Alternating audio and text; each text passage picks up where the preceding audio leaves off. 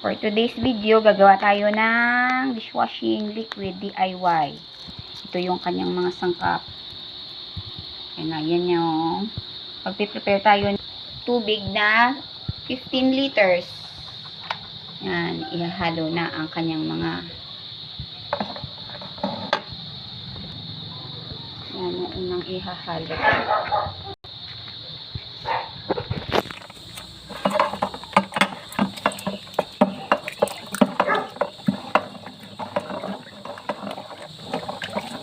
Ang ihalo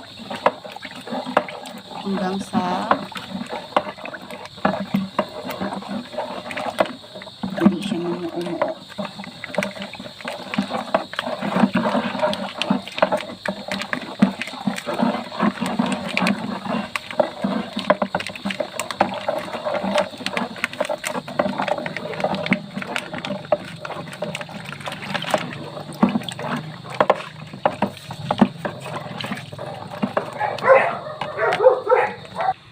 Yan na ang next na ihahalo. Ihahalo na yan lahat.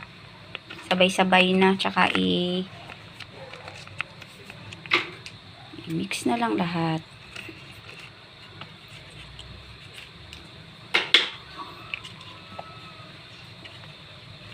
Yan yung nasa bote.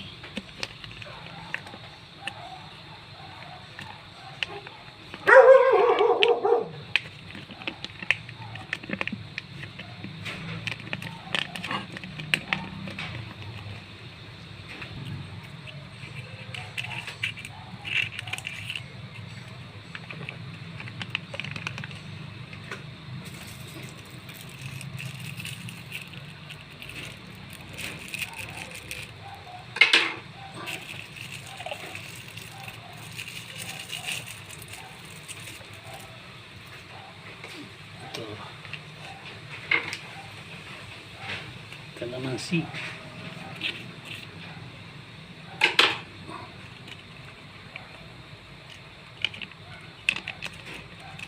Yan, ihalo ulit. Ay, yung ano pa, yung last pa yung nasa parang bote.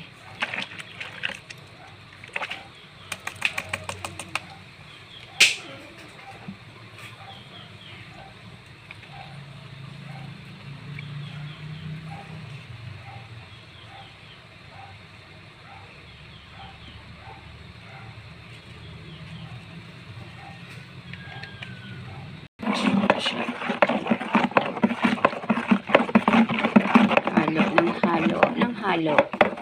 Natural lang yung kanyang bula kasi i-stay naman natin yan ng 8 to 24 hours bago isalin sa mga lagayan.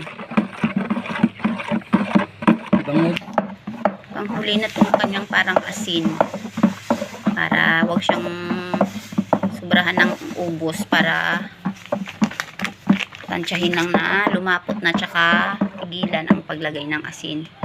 Ito na yung kinalabasan niya, guys. Yan, medyo mabula pa yan. Bukas, mga wala na yung bula niya bukas. After 24 hours na lang namin bubuksan ulit bukas. May pang ano na ugas. Makikita natin yung kanyang product. Ganda siya, oh. Yan